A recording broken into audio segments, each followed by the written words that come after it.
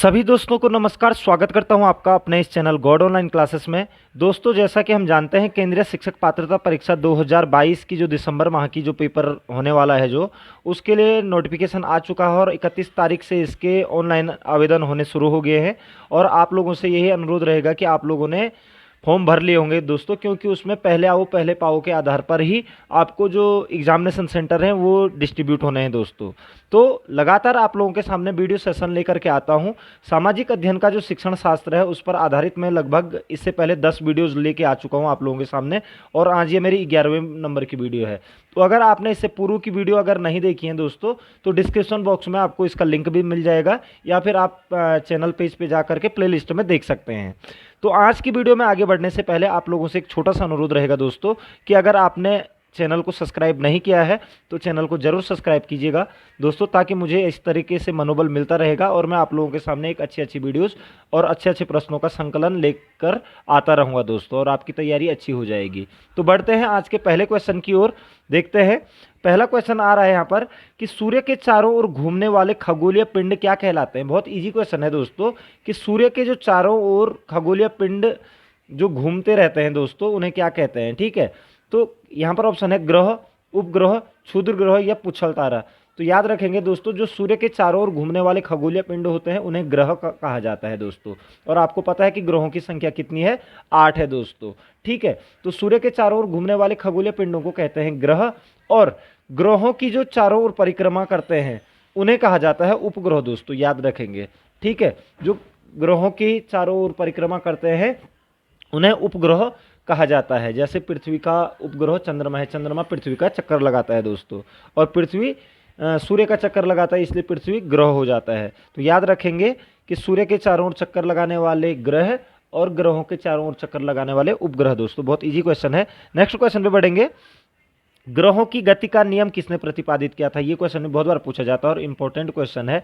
ठीक है, कि ग्रहों की गति संबंधी नियम किसने प्रतिपादित किया था। यहाँ पर ऑप्शन है न्यूटन ने, केपलर ने, कोपरनिकस ने या गैलीलियो ने। तो याद रखेंगे दोस्तों, ग्रहों की जो गति संबंधी नियम है वो केपलर ने प्रतिपादित किए थे। ठीक है, जर्मन गणितज्ञ थे ये। तो केपलर ने सबसे पहले ग्रहों की गति संबंधी नियम प्रतिपादित किए थे, और ग्रहों की गति संबंधी 3 नियम दिए उन्होंने दोस्तों। ठीक है, तो याद रखेंगे कि ग्रहों की गति संबंधी नियम किसने दिए थे, केपलर ने दिए थे दोस्तों। नेक्स्ट क्वेश्चन पे बढ़ेंगे दोस्तों। निम्नलिखित में से कौन एक पार्थिव ग्रह नहीं है। ठीक है, आपको बता दूं दोस्तों कि 2 प्रकार के ग्रहों को 2 श्रेणियों में बांटा गया है। एक है पार्थिव, ठीक है, और दूसरा है बृहस्पतिक। बृहस्पतिक या बाहरी ग्रह भी बोलते हैं इनको। ठीक है, ये पार्थिव ग्रह को आंतरिक ग्रह के नाम से भी जाना जाता है, आंतरिक, और ये आपके बृहस्पतिक आपके बाह्य ग्रह हो जाते हैं दोस्तों। ठीक है, तो आपको पता है सूर्य से दूरी के हिसाब से बुध, शुक्र, पृथ्वी और मंगल। ठीक है, पृथ्वी और मंगल ये आपके क्या होते हैं, पार्थिव ग्रह की श्रेणी में आते हैं, आंतरिक ग्रह की श्रेणी में आते हैं। उसके बाद बृहस्पति, शनि और अरुण और वरुण दोस्तों, ये आपके किस में आते हैं, बृहस्पति ग्रह में या फिर बाह्य ग्रह में आते हैं। ठीक है दोस्तों, तो ये आप लोगों को क्लियर याद रखना है। तो यहाँ पर ये कह रहा है निम्नलिखित में से कौन एक पार्थिव ग्रह नहीं है दोस्तों। ठीक है, यहाँ पर ऑप्शन है बुध, शुक्र, मंगल, शनि। तो दोस्तों सीधा सीधा शनि इसका आंसर हो जाएगा, क्योंकि शनि क्या है, बाह्य या फिर बृहस्पतिक ग्रह कहलाता है दोस्तों। ठीक है, नेक्स्ट क्वेश्चन पे बढ़ेंगे दोस्तों। सूर्य के चारों ओर चक्कर लगाते ग्रह का वेग क्या होता है। ठीक है, तो सूर्य के चारों ओर चक्कर लगाते वक्त ग्रह का वेग नियत रहता है। अधिकतम होता है जब सूर्य के समीप होता है, अधिकतम होता है जब सूर्य से दूर होता है, कुछ नहीं कहा जा सकता। तो याद रखेंगे दोस्तों, सूर्य के चारों ओर जब चक्कर लगाते हैं ग्रह, तो ग्रह जब सूर्य के समीप होते हैं तो उनका वेग क्या हो जाता है, अधिकतम होता है दोस्तों। ठीक है, अधिकतम होता है। ठीक है, याद रखेंगे कि सूर्य के चारों ओर जब ग्रह चक्कर लगाते हैं तो जब वो सूर्य के समीप होते हैं तो उस समय उनका वेग अत्यधिक होता है, यानी कि अधिकतम होता है जी। ठीक है, तो ये इसका आंसर हो जाएगा दोस्तों। नेक्स्ट क्वेश्चन पे बढ़ेंगे दोस्तों। सर्वप्रथम इंडिया शब्द का प्रयोग भारत के लिए किस भाषा में किया गया। ठीक है, तो इंडिया शब्द का प्रयोग किस भाषा में किया गया सर्वप्रथम। यहाँ पर ऑप्शन है उर्दू, ग्रीक, फारसी या अरबी। तो याद रखिएगा दोस्तों, यूनानियों ने सबसे पहले भारत को क्या कहा था, इंडो या फिर इंडियन कहा था। ठीक है, इंडिया कहा था। तो ये यूनान यानी कि उनकी जो ग्रीक भाषा होती है, ठीक है। ग्रीक लैंग्वेज में सबसे पहले इंडिया शब्द का प्रयोग किया गया था दोस्तों। इंपॉर्टेंट क्वेश्चन है, आप लोग याद रखेंगे। ठीक है, नेक्स्ट क्वेश्चन पे बढ़ेंगे दोस्तों। भारत के किस राज्य में विश्व का सबसे बड़ा थोरियम का भंडार मौजूद है? तो थोरियम का सबसे बड़ा भंडार भारत के किस राज्य में है? ऑप्शन है केरल, कर्नाटक, आंध्र प्रदेश या असम। तो याद रखेंगे दोस्तों, केरल में सबसे बड़ा भंडार थोरियम का है। ये क्वेश्चन कई बार पूछा भी गया है, इंपॉर्टेंट क्वेश्चन है ये अपने आप में। तो भारत का सबसे बड़ा थोरियम का भंडार किस राज्य में है? केरल राज्य में है दोस्तों, याद रखेंगे। अगर आपको वीडियो पसंद आ रही है दोस्तों तो जरूर लाइक कीजिएगा और अपने दोस्तों के साथ भी शेयर जरूर करेंगे आप लोग। नेक्स्ट क्वेश्चन पे बढ़ेंगे दोस्तों। असम में स्थित बराक घाटी किस लिए प्रसिद्ध है? आपको पता है कि बराक नदी बहती है असम में, और उस जहाँ वो नदी बहेगी तो उसे बराक घाटी कहा जाता है। तो वो किस लिए प्रसिद्ध है? यहाँ पर ऑप्शन है पेट्रोलियम उत्पादन, चाय की खेती, बांस उद्योग या कुटीर उद्योग। तो जो बराक घाटी है दोस्तों, पहली बात तो ये कहाँ है? असम में है। और ये इसलिए फेमस है क्योंकि यहाँ चाय की खेती अत्यधिक मात्रा में की जाती है। उन्नत किस्म की चाय यहाँ पर पैदा की जाती है बराक घाटी में, इसलिए चाय की खेती के लिए असम का जो बराक घाटी है वो फेमस है दोस्तों, याद रखेंगे। नेक्स्ट क्वेश्चन पे चलेंगे। क्षेत्रफल के आधार पर भारत का सबसे बड़ा भौगोलिक हिस्सा कौन सा है? ठीक है, तो यहाँ पर ऑप्शन दे रखे हैं कि क्षेत्रफल के आधार पर भारत का सबसे बड़ा भौगोलिक हिस्सा कौन सा है। यहाँ पर है हिमालय पर्वत श्रृंखला, थारू मरुस्थल, दक्कन पठार या उत्तर भारत के विशाल मैदान।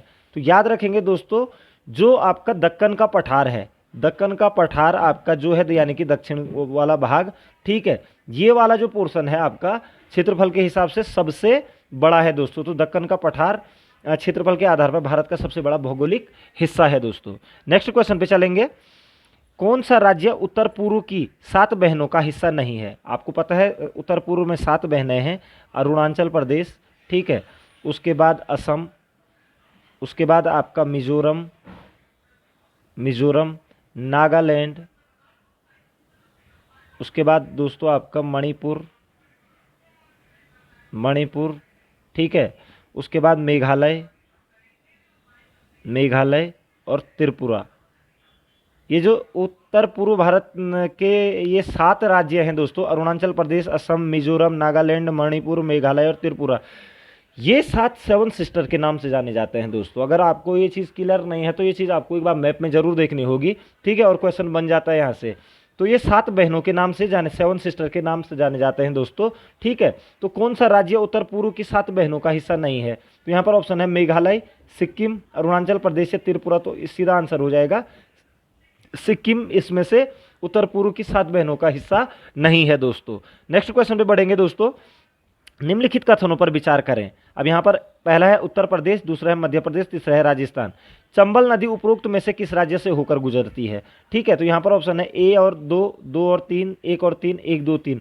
तो याद रखेंगे दोस्तों, चंबल नदी आपको पता है मध्य प्रदेश के महू जिले से निकलती है, ठीक है, और मध्य प्रदेश होते हुए, राजस्थान होते हुए और आपका पहुँच जाती है यूपी में, ठीक है। तो तीनों ही राज्यों में बहती है, उत्तर प्रदेश में बहती है, मध्य प्रदेश में बहती है और राजस्थान में बहती है। और चंबल नदी लास्ट में किस में मिल जाती है? आपका यमुना में मिल जाती है, या यमुना की सहायक नदी है चंबल।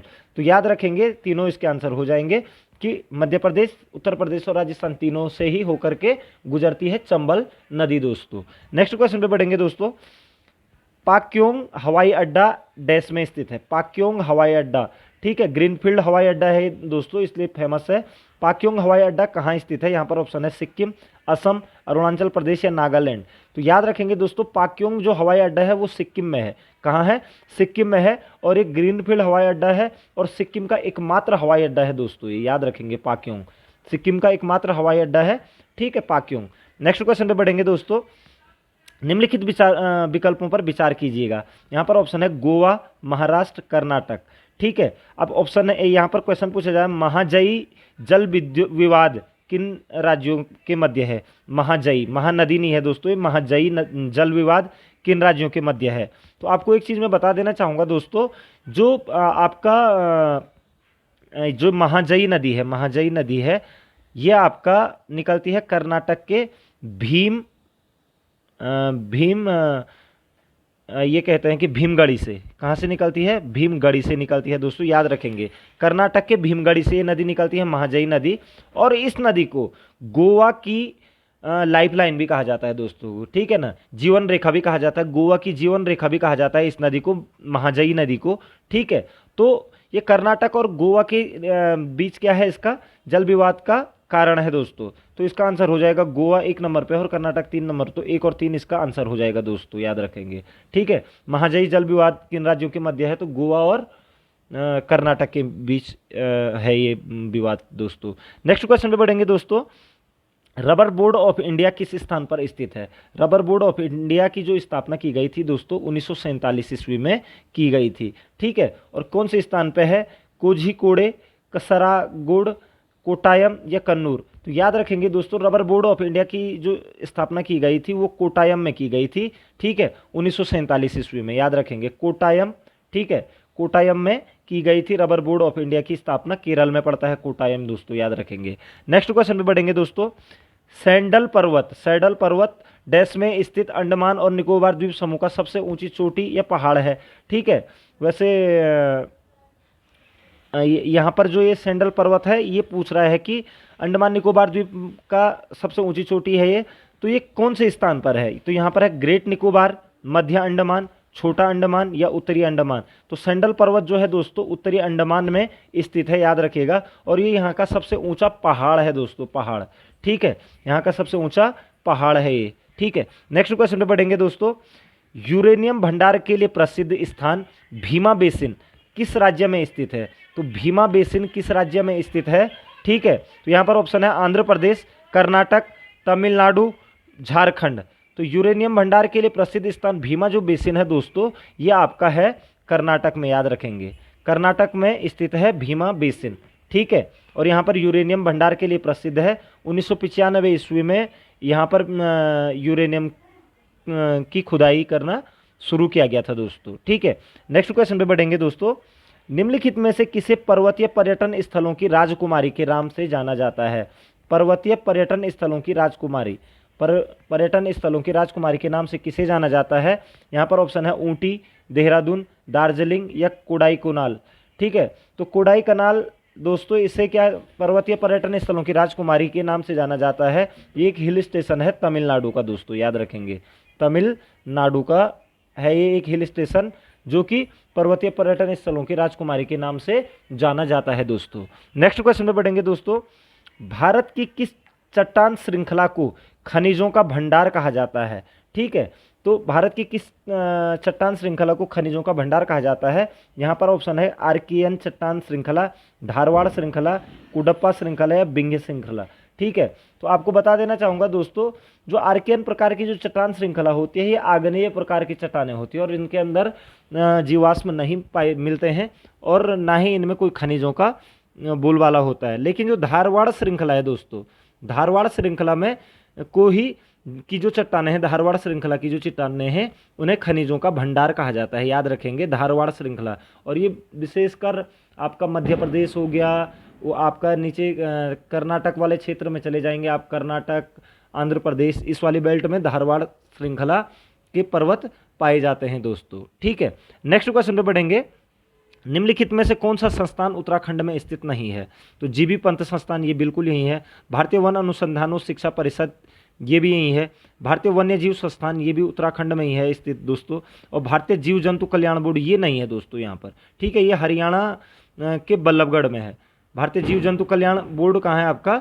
बल्लभगढ़, बल्लभगढ़, ठीक है, हरियाणा में है दोस्तों ये, ठीक है। तो ये आपका आंसर नहीं है, तो ये इसका मतलब आपका ये आंसर बन जाएगा। भारतीय जीव जंतु कल्याण बोर्ड उत्तराखंड में नहीं है, भारतीय जीव जंतु कल्याण बोर्ड आपका बल्लभगढ़ हरियाणा में स्थित है दोस्तों। नेक्स्ट क्वेश्चन पे बढ़ेंगे दोस्तों। निम्नलिखित में से किस वस्तु को सबसे पहले विशिष्ट भौगोलिक पहचान अधिनियम 1999 के तहत रजिस्टर्ड करवाया गया है? ठीक है, तो किस वस्तु को सबसे पहले विशिष्ट भौगोलिक पहचान मार्क होता है जो अधिनियम 1999 के तहत रजिस्टर्ड कराया गया? तो यहाँ पर ऑप्शन है मैसूर शीशम, दार्जिलिंग चाय, मदुरै सुंगुदी या चंदेरी साड़ी। तो याद रखेंगे विशिष्ट भौगोलिक पहचान अधिनियम 1999 के तहत जो रजिस्टर्ड कराया गया था वो किया गया था सबसे पहले दार्जिलिंग चाय को दोस्तों, याद रखेंगे। और 2004 में इसे रजिस्टर्ड कराया गया विशिष्ट भौगोलिक पहचान के लिए दोस्तों। तो दार्जिलिंग की चाय आपको पता ही है कि बहुत फेमस है, और 2004 में इसे क्या किया गया था, विशिष्ट भौगोलिक पहचान अधिनियम के तहत रजिस्टर्ड कराया गया था। और विशिष्ट भौगोलिक पहचान अधिनियम कब का है, 1999 का है दोस्तों, याद रखेंगे। ठीक है, नेक्स्ट क्वेश्चन पे चलेंगे। तराइन का प्रथम युद्ध 1191 में किसके मध्य लड़ा गया। ठीक है, तो यहाँ पर ऑप्शन है मोहम्मद गौरी और भीम, मोहम्मद गौरी और पृथ्वीराज तृतीय, मोहम्मद गौरी और जय सिंह, और मोहम्मद गौरी और अजय पाल। तो याद रखेंगे मोहम्मद गौरी और पृथ्वीराज चौहान के बीच में जो युद्ध हुआ था उसे तराइन के युद्ध के नाम से जाना जाता है दोस्तों। और तराइन का प्रथम युद्ध 1191 ईस्वी में हुआ था, जो कि मोहम्मद गौरी और पृथ्वीराज चौहान, जिसे कि पृथ्वीराज तृतीय भी कहते हैं, इसमें पृथ्वीराज चौहान की विजय हुई थी। और उसके बाद दोबारा 1192 ईस्वी में तराइन का द्वितीय युद्ध हुआ दोस्तों, जिसमें कि मोहम्मद गौरी विजयी होता है और पृथ्वीराज चौहान की हत्या कर देता है। तो ये चीज़ आप लोगों को पता होनी चाहिए। तो मोहम्मद गौरी और पृथ्वीराज चौहान के बीच में 1191 ईस्वी में तराइन का प्रथम युद्ध हुआ था। नेक्स्ट क्वेश्चन पे बढ़ेंगे। आजीवक संप्रदाय के संस्थापक कौन थे। ठीक है, तो आजीवक संप्रदाय के संस्थापक यहाँ पर ऑप्शन है उपाली, मक्खली, गोसाल, आनंद, या इनमें से कोई नहीं। आपको पता होना चाहिए दोस्तों, जो आजीवक संप्रदाय था ये एक नास्तिकवादी या यथार्थवादी संप्रदाय था दोस्तों, यानी कि ईश्वर को मानने वाला नहीं था ये संप्रदाय। और भारत में ये एक ये कह सकते हैं हम कि एक दर्शन था, काफ़ी प्राचीन दर्शन है ये आजीवक दर्शन। ठीक है, और ये भगवान को नहीं मानने वाले होते हैं। ठीक है, तो ये चीज़ आप लोगों को, तो ये आजीवक संप्रदाय की संस्थापक कौन थे, तो याद रखेंगे मक्खली गोसाल। ये मक्खली गोसाल जो थे ये तीर्थंकर थे जैन धर्म के। ठीक है, तो आजीवक संप्रदाय के संस्थापक भी यही थे, मक्खली गोसाल, याद रखेंगे दोस्तों। नेक्स्ट क्वेश्चन पे चलेंगे दोस्तों। किस विदेशी यात्री ने भारत का दौरा सबसे पहले किया। तो याद रखेंगे यहाँ पर ऑप्शन है भास्कर, मेगस्थनीज, वसुमित्र, या फाइयान। ठीक है, यहाँ पर चीनी यात्री नहीं पूछा जा रहा। पिछली वीडियो में चीनी यात्री, प्रथम चीनी यात्री की बात थी, तो वहाँ पर फाइयान आ जाता है दोस्तों। लेकिन यहाँ पर ये कहा जा रहा है कि किस विदेशी यात्री ने भारत का दौरा सबसे पहले किया, तो आपका आंसर होगा मेगस्थनीज ने। मेगस्थनीज आपका ये मान के चलो आपकी चंद्रगुप्त के टाइम पर भारत आया था। ठीक है, यानी कि मौर्य वंश में। तो यहाँ पर जितने भी हैं तो और फाइयान आपका भारत कब आया था दोस्तों, गुप्त काल में। तो मेगस्थनीज भारत में आने वाला सबसे पहला विदेशी था। ठीक है, और इसने इंडिका नामक पुस्तक भी लिखी है दोस्तों, इंडिका नामक पुस्तक भी लिखी है मेगस्थनीज ने। कई बार पूछ लिया जाता है कि इंडिका पुस्तक किसने लिखी है, तो मेगस्थनीज ने लिखी है। और भारत आने वाला पहला विदेशी यही था दोस्तों। ठीक है, नेक्स्ट क्वेश्चन पे बढ़ेंगे। प्राचीन भारत में निम्नलिखित में से कौन सी एक लिपि दाएं ओर से बाईं ओर लिखी जाती थी। दाईं ओर से यानी कि इधर से इधर को लिखी जाती थी दोस्तों। ठीक है, दाईं ओर से बाईं ओर को लिखी जाती थी, वो कौन सी लिपि थी। तो यहाँ पर ऑप्शन है खरोष्टी, शारदा, नंदनागरी, या इनमें से कोई नहीं। तो याद रखिएगा दोस्तों, जो दाईं ओर से बाईं ओर को लिखी जाती है वो खरोष्टी लिपि थी प्राचीन भारत में। अब तो इसका विलोप हो चुका है। ठीक है, और विशेषकर जो पत्थरों पर जो शिलालेख लिखे जाते थे या फिर धातुओं पर जो लेख लिखे जाते थे उनमें ये लिपि पाई जाती थी, खरोष्टी लिपि पाई जाती थी दोस्तों। तो याद रखेंगे कि भारत में प्राचीन काल में कौन सी लिपि थी जो दाईं से बाईं ओर को लिखी जाती थी, तो वो खरोष्टी लिपि थी दोस्तों। नेक्स्ट क्वेश्चन पे बढ़ेंगे। गौतम बुद्ध द्वारा भिक्षुणी संघ की स्थापना कहाँ की गई थी। भिक्षुणी संघ, भिक्षुणी संघ यानी कि जब महिलाओं को भी बौद्ध धर्म में आने की स्वीकृति मिल गई थी, तो उसके बाद गौतम बुद्ध ने भिक्षुणी संघ की स्थापना की थी। तो कहाँ पर की थी, ऑप्शन है सारनाथ में, कपिलवस्तु में, या वैशाली में, इनमें से कोई नहीं। तो याद रखिएगा दोस्तों, गौतम बुद्ध ने कपिलवस्तु में ही भिक्षुणी संघ की क्या की थी, स्थापना की थी दोस्तों। तो आई होप आपको समझ आ गया होगा। नेक्स्ट क्वेश्चन पे चलते हैं। मौर्य साम्राज्य में प्रचलित मुद्रा का नाम क्या था। तो जो प्रचलित मुद्रा थी मौर्य साम्राज्य में उसका नाम क्या था, तोल, दिनार, पण, काकणी। तो याद रखेंगे दोस्तों, मौर्य समाज में प्रचलित मुद्रा का नाम जो था वो था पण, और ये पण चांदी का होता था दोस्तों, कारसा पण भी बोलते थे इसको। तो चांदी का होता था ये, याद रखेंगे पण। ठीक है, तो प्रचलित मुद्रा थी ये उस समय की मौर्य समाज। यद्यपि अन्य मुद्राएं भी होती थी लेकिन सबसे ज़्यादा प्रचलित मुद्रा थी पण। ठीक है, और चांदी की होती थी ये दोस्तों, याद रखेंगे। नेक्स्ट क्वेश्चन पे बढ़ेंगे दोस्तों। चरक और नागार्जुन किसके दरबार की शोभा थे, यानी कि चरक और नागार्जुन किसके दरबारी थे। यहाँ पर ऑप्शन है अशोक के, कुमारगुप्त के, कनिष्क के, या चंद्रगुप्त मौर्य के। तो याद रखेंगे दोस्तों, कनिष्क के दरबारी थे चरक, जो कि एक राजवैद्य थे, और नागार्जुन जो कि एक ये कह सकते हैं कि खगोलविद या फिर गणितज्ञ या भौतिक वैज्ञानिक इस तरीके के थे। तो चरक और नागार्जुन किसके दरबारी थे, तो कनिष्क के दरबारी थे दोस्तों, याद रखेंगे आप लोग। नेक्स्ट क्वेश्चन पे चलेंगे दोस्तों। तमिल का गौरव ग्रंथ जीवक चिंतामणि किससे संबंधित है? तो जीवक चिंतामणि को क्या कहा जाता है? तमिल का गौरव ग्रंथ कहा जाता है। यहाँ पर से भी क्वेश्चन बन जाता है कई बार, ठीक है। तो तमिल का गौरव ग्रंथ क्या कहलाता है? जीवक चिंतामणि। और किस धर्म से संबंधित है ये? हिंदू धर्म से, बौद्ध धर्म से, ईसाई धर्म से या जैन धर्म से? तो तमिल का जो गौरव ग्रंथ जीवक चिंतामणि है दोस्तों, ठीक है, याद रखेंगे जैन धर्म से संबंधित है। किससे है? जैन धर्म से संबंधित है दोस्तों। नेक्स्ट क्वेश्चन पे बढ़ेंगे दोस्तों। रुद्रांबा किस राजवंश की प्रसिद्ध महिला शासिका थी? आपने एक मूवी देखी होगी रुद्रमा देवी करके, ठीक है, तो वही है। कई लोग बोलते हैं कि ये सत्य घटना पर आधारित मूवी नहीं है, लेकिन रुद्रमा देवी एक क्या हुई है? महिला शासिका हुई है दक्षिण में दोस्तों, ठीक है, दक्षिण भारत में। तो ये कौन से वंश की महिला शासक थी? तो ऑप्शन है यादव वंश की, होयसाल वंश की, काकतीय वंश की, इनमें से कोई नहीं। तो याद रखेंगे दोस्तों, रुद्रमा देवी जो थी काकतीय वंश की थी दोस्तों। नेक्स्ट याद रखेंगे 1236 के आसपास इन्होंने भी क्या किया था? अपना शासन स्थापित किया था दोस्तों। तो काकतीय वंश की शासिका थी रुद्रम्बा देवी। नेक्स्ट क्वेश्चन पे बढ़ेंगे दोस्तों। कृष्णदेव राय किसके समकालीन थे? तो विजयनगर साम्राज्य के ये कह सकते हैं कि महान एक राजा हुआ करते थे कृष्णदेव राय विजयनगर साम्राज्य के, ठीक है। और जो इनका जो वंश का नाम था तालु वंश था दोस्तों। तालु वंश के राजा थे ये, तीसरे राजा कृष्णदेव राय, ठीक है। तो किसके समकालीन थे ये? तो हुमायूं, शेरशाह, बाबर या अकबर? तो याद रखेंगे दोस्तों, ये थे आपके बाबर के समकालीन, क्योंकि जो कृष्णदेव राय का जो टाइम ड्यूरेशन था वो 1509 से 1529 तक रहा दोस्तों, ठीक है। तो ये लगभग बाबर ने 1526 ईस्वी में भारत पर आक्रमण किया था, ठीक है, मुगल वंश की स्थापना की थी। तो बाबर के समकालीन थे कृष्णदेव राय। बहुत इंपॉर्टेंट क्वेश्चन है, पूछ लिया जाता है। और तुलु वंश या तालु वंश से ये संबंध था इनका। नेक्स्ट क्वेश्चन पे बढ़ेंगे दोस्तों। आगरा नगर की स्थापना किसने की थी या किसके द्वारा की गई थी? आगरा जो जहाँ ताजमहल है, तो आगरा नगर की स्थापना किसके द्वारा की गई थी? क्वेश्चन में बहुत बार पूछा जाता है दोस्तों।